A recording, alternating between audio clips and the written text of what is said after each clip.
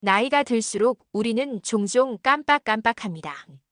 오늘 아침 먹은 반찬이 기억나지 않거나 오랜 친구의 이름이 떠오르지 않을 때 마음 한쪽이 허전해지곤 합니다. 하지만 사실 이건 아주 자연스러운 일입니다. 뇌는 쓰면 쓸수록 피곤해지고 세월 속에서 조금씩 정리하는 능력이 떨어집니다. 그렇다고 해서 희망이 없는 건 아닙니다. 일본의 옛사람들도 똑같은 고민을 했습니다. 종이가 귀하고 기록 수단이 부족했던 시대, 그들은 어떻게 기억을 지키고 문화를 이어왔을까요? 바로 그 속에 기억을 강화하는 생활의 지혜가 숨어 있었습니다. 예를 들어 일본에서 가장 오래된 시진만요슈, 무려 4,500수의 노래가 실려 있습니다. 오늘날처럼 노트북이나 스마트폰이 있던 것도 아니고 심지어 종이조차 귀했던 시절이었는데 어떻게 이런 방대한 양을 기억했을까요? 사람들은 모이면 노래를 불렀습니다.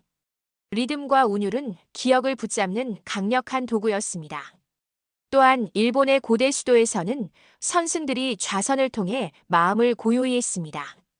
겉보기에는 그저 앉아 숨만 고르는 것 같지만 사실 이 행위는 뇌 과학적으로도 해마와 전전두엽을 자극해 기억을 돕는 작용을 했습니다. 그리고 차는 단순한 음료가 아니었습니다. 마음을 맑게 하고 정신을 모으는 도구였지요. 차에 들어있는 카테킨과 태아닌은 뇌세포를 지키고 집중력을 높여주었습니다. 향 역시 마찬가지입니다. 특정한 향은 과거의 기억을 단숨에 불러옵니다. 어린 시절의 추억이 어느 날 꽃내음이나 장작 냄새로 되살아나는 것처럼요. 일본의 고대 가정에서도 향을 흐르며 정신을 맑히고 기억을 다잡았습니다. 마지막으로 걷기. 고대인들의 삶은 걷기의 연속이었습니다. 하루 수 킬로미터를 걷는 것은 기본이었고 그 과정에서 뇌는 자연스럽게 활발히 활동했습니다. 오늘날 의학은 걷기가 기억력 유지에 큰 도움이 된다고 말합니다. 이 모든 이야기는 단순한 역사적 사실이 아니라 지금 우리에게도 여전히 유효한 삶의 지혜입니다. 바로 여기서 더 나은 인지 기억을 위한 일본의 고대 비밀이 시작됩니다. 이제 우리는 질문해야 합니다. 고대의 지혜를 오늘의 노후 생활에 어떻게 쓸 수 있을까? 첫째, 입으로 읊는 습관을 생활에 넣어 보십시오. 좋아하는 노래 가사, 짧은 시, 속담을 하루 한 번 소리내어 읽는 것만으로도 기억력이 달라집니다.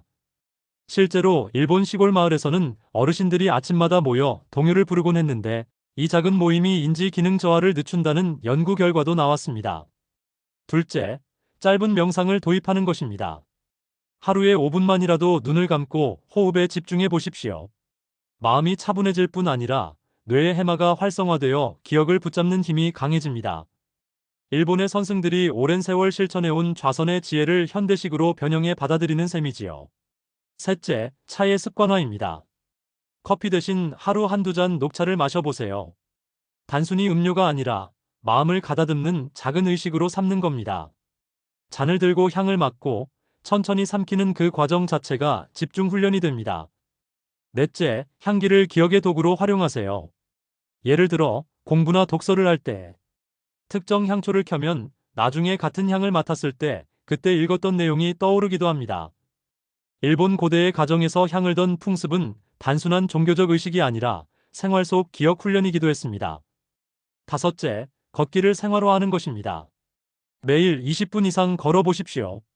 단순히 다리 운동이 아니라 뇌에 산소를 공급하는 가장 확실한 방법입니다. 일본 옛길을 걸으며 시를 읊조리던 고대인들처럼 걷는 시간에 노래를 불러보거나 지난 추억을 되새겨보면 효과는 배가 됩니다. 결국 고대 비밀은 특별한 도구가 아니라 누구나 할 수 있는 작은 습관 속에 숨어 있습니다. 노후의 지혜란 복잡한 것이 아니라 단순한 것들을 꾸준히 지키는 데서 나옵니다. 일본의 옛사람들이 보여주듯이 말입니다. 이제 실제 사례들을 통해 그 효과를 확인해 보겠습니다. 첫 번째 사례는 일본 시즈오카 현의 한 노인 모임입니다. 이들은 매주 한 번 모여 만요슈의 짧은 구절을 함께 암송합니다. 처음에는 더듬거리며 외우던 분들이 몇 달 지나자 놀랍게도 한두 수는 자연스럽게 읊게 되었고 치매 초기 증상이 있던 분도 점차 활기를 되찾았다고 합니다. 두 번째 사례는 교토의 한 절에서 진행된 좌선 체험 프로그램입니다. 지역 어르신 20명이 매일 아침 10분씩 좌선을 한 결과 3개월 후 기억력 테스트 점수가 평균 15% 향상되었습니다. 단순히 마음이 평온해진 것뿐만 아니라 실제로 뇌가 훈련된 것이지요. 세 번째 사례는 홋카이도의 실버 카페입니다. 이곳에서는 차를 중심으로 어르신들이 모여 대화를 나눕니다. 매일 다른 차를 마시며 향과 맛을 즐기다 보니 자연스럽게 대화의 주제가 풍부해지고 사람들과의 교류가 늘어나 기억력과 활력이 함께 회복되었습니다. 네 번째 사례는 후쿠오카의 한 노부부 이야기입니다. 아내가 매일 밤 라벤더 향초를 켜고 잠들었는데 어느 날 향이 없자 남편이 무언가 빠진 것 같다고 느낄 정도로 생활의 일부가 되었습니다. 이 부부는 그 덕에 숙면의 질이 좋아지고 아침에 전날 대화를 잘 떠올리게 되었다고 말했습니다. 다섯 번째 사례는 나가노의 걷기 모임입니다. 매주 토요일마다 60대 80대 어르신들이 함께 산책하며 각자 젊은 시절의 추억을 이야기합니다. 걸으면서 말하니 호흡과 리듬이 맞아떨어지고 자연스럽게 기억을 꺼내는 훈련이 됩니다. 참여자들은 몸도 가벼워졌지만 무엇보다 마음이 젊어졌다고 고백했습니다. 이 모든 사례는 우리에게 똑같은 메시지를 줍니다. 기억을 지키는 방법은 특별한 약이나 기계가 아니라 생활 속 작은 습관에 있다는 것입니다. 일본 고대의 비밀은 바로 이런 습관에 숨어 있었고 오늘날에도 여전히 빛을 발하고 있습니다. 기억은 단순히 머릿속의 정보가 아닙니다. 우리가 걸어온 발자취이자 인생 그 자체입니다. 일본의 고대 지혜는 이렇게 말하고 있습니다.